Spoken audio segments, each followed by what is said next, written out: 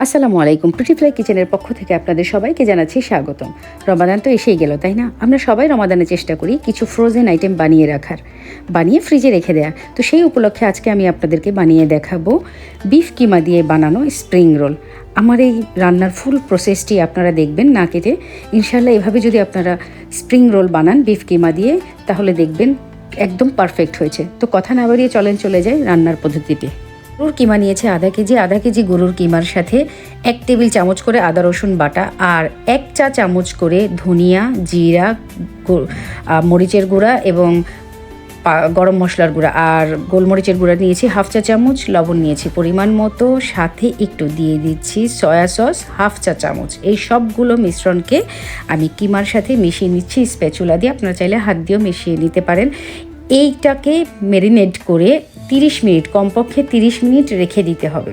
30 minute পরে এটাকে fry করার জন্য প্রথমে 3টি এলাচ, একটি বড় এলাচ ও 2টি বা 3টি দারচিনির টুকরা দিয়ে আগে হালকা একটু মশলাগুলোকে ফ্রাই করে নিয়ে এরপর 30 মিনিট ম্যারিনেট করে রাখা কিমাটাকে দিয়ে দিচ্ছি। প্রথমে আমরা কোনো রকম পানি ইউজ করব না, জাস্ট বিফগুলোকে ফ্রাই করে নিয়ে তেলটার মধ্যে হালকা একটু ফ্রাই করে নিয়ে আমি ঢেকে দিব। ঢেকে দিলে হবে কি, এই মাংসগুলো থেকেই পানি বের হবে, যেটা সেদ্ধ হতে সাহায্য করবে। এ সময় চুলার আঁচ থাকবে মিডিয়াম লোতে।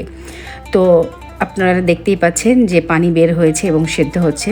তো এখন আমার মনে হচ্ছে সেদ্ধ হতে আর একটু বাকি, তাই আমি অল্প একটু পানি আবার এটাতে অ্যাড করেছি। দেখেন তেলগুলো উপরে ভাসছে, তার মানে হচ্ছে আমি মাংসটা একটু খেয়েও দেখেছি, মাংসটা সেদ্ধ হয়ে গেছে, তার মানে কিমাটা ঠিকমতো হয়ে গেছে। এখন পরবর্তী ধাপে আমি একটু পেঁয়াজ দিয়ে দিচ্ছি। পেঁয়াজ দিয়েছি প্রায় 1 কাপের মতো পেঁয়াজ দিয়েছি, তার একটু কম হবে। পেঁয়াজটা যখন একটু ভাজা ভাজা হয়েছে, এরপর কুচি কুচি করে কেটে রাখা গাজর দিয়েছি। আমি গ্রেডার দিয়ে গ্রেড করে নিয়ে, এটা হচ্ছে হাত দিয়েই কুচি করে করা হয়েছে। গ্রেডার দিয়ে গ্রেড করলে এটা বেশি ছোট হয়। যদি আপনাদের গ্রেডারে এরকম বড় সাইজে কুচি করা যায় তাহলে করে নিতে পারেন, তা না হলে হাত দিয়ে ছুরি বা বটি দিয়ে করে নিতে হবে।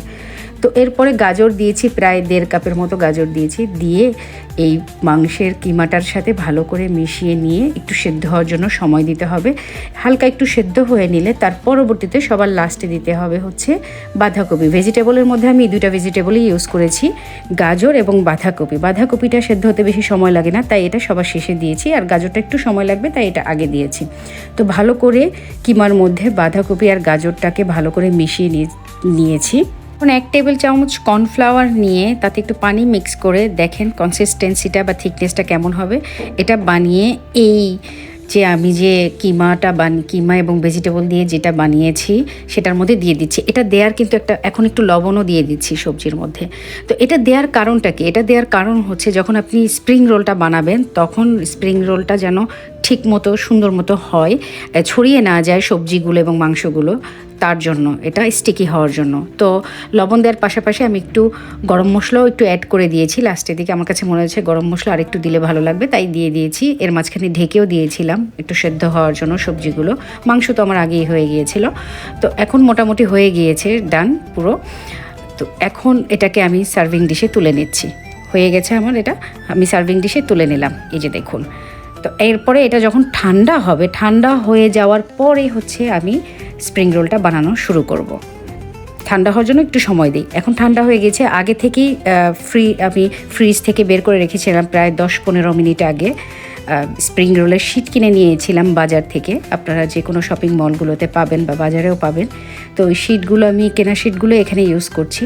শিটগুলো 10-15 মিনিট আগে বের করে রেখে এরপর আস্তে আস্তে করে, দেখেন আমি যেভাবে দেখিয়েছি সেভাবে করে আস্তে আস্তে করে তুলবেন। এরপরে 1 টেবিল চামচ বা 1 চা চামচের একটু বেশি পরিমাণে একটু নিয়ে তারপর শিটের এক পাশটাকে ফোল্ড করে, এরপরে আমি যেভাবে আপনাদেরকে দেখাচ্ছি ঠিক সেভাবে আরও 2 পাশটাকে ফোল্ড করবেন। এরপরে আস্তে আস্তে শিটটাকে রোল করবেন। আমি যেভাবে দেখাচ্ছি ঠিক সেভাবে করবেন, এটাই সবচেয়ে সহজ পদ্ধতি।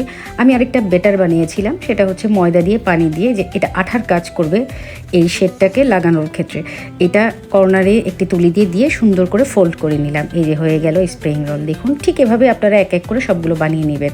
এরপরে আমি ফ্রোজেন যেটা রাখবো সেটাকে একটা এয়ারটাইট বক্সে রেখেছি। রেখে প্রতিটা লেয়ারে আমি ইচ্ছা করেই হচ্ছে প্লাস্টিক দিয়ে দিয়েছি। প্লাস্টিক দিয়ে এরপরে হচ্ছে পরের ধাপের মানে পরবর্তী লেয়ারে আবার কিছু স্প্রিং রোল রেখেছি, রেখে এইভাবে করে এয়ারটাইটে রাখতে হবে। আর যে অবশিষ্ট যেগুলো ছিল, যেটা আমি আপনাদেরকে আজকে ফ্রাই করে দেখাবো, এই যে এগুলো রেখেছি ফ্রাই করে রাখার জন্য। এখন একটি ফ্রাই প্যানে তেল গরম করে নিয়ে এরপর তেলটা যখন গরম হয়ে গিয়েছে তখন এক এক করে সবগুলো ফ্রাই দিয়ে দিচ্ছি। এখানে আঁচটা হবে মিডিয়াম লো হবে না, আবার হাইও হবে না। হাই হলে পুড়ে যাবে বাইরের লেয়ারটা, যেহেতু আমাদের ভিতরের সবজিটা এবং কিমাটা হয়ে গিয়েছে, তাই মিডিয়াম লোতে থাকবে। এক পাশ হয়ে যাওয়ার পর এরপরে আরেক পাশটা উল্টিয়ে দিতে হবে, বারবার উল্টানো যাবে না। তো আপনারা চাইলে ডুবো তেলেও ভাজতে পারেন অথবা এরকম কম তেলে ফ্রাই প্যানে নিয়েও ভাজতে পারেন। তো আমি এভাবে আপনাদেরকে ফ্রাই করে দেখাচ্ছি। এই যে ভাজা দুই পাশেই ভাজা হয়ে গেছে, এখন একটি সার্ভিং ডিশে এক এক করে তুলে নিব।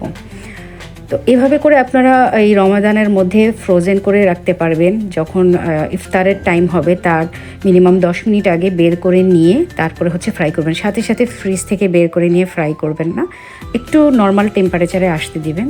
10 মিনিট আগে ফ্রিজ থেকে বের করে রাখবেন, তারপর ফ্রাই করে ফেলবেন। এরপরে যে দেখেন আমি এক এক করে সবগুলো তুলে নিচ্ছি। সবগুলো তুলে নেওয়ার পরে একটি সার্ভিং ডিশে রেখে আপনাদেরকে দেখাচ্ছি। দেখুন দেখতে কত আকর্ষণীয়, খেতেও অনেক মজা হয়েছে আলহামদুলিল্লাহ। সস দিয়ে সুন্দর করে পরিবেশন করতে পারবেন মেহমান আসলে রমাদানের মধ্যে ইফতারের সময়।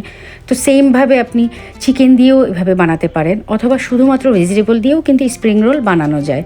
আমার এই রেসিপিটি কেমন হয়েছে কমেন্টস করে জানাবেন। আর নিজেরা যদি বাসায় ট্রাই করেন তাহলে অবশ্যই কমেন্ট করে জানাবেন যে কেমন হয়েছে আপনাদেরটা। আমাদের সাথেই থাকবেন ইনশাল্লাহ। এই রমাদানে আরও অনেক মজার মজার রেসিপি আমরা নিয়ে আসবো ইনশাল্লাহ। ততদিন ভালো থাকবেন, সুস্থ থাকবেন, আমাদের সাথেই থাকবেন। আর আমাদের চ্যানেলটি অবশ্যই সাবস্ক্রাইব করবেন। আল্লাহ হাফেজ।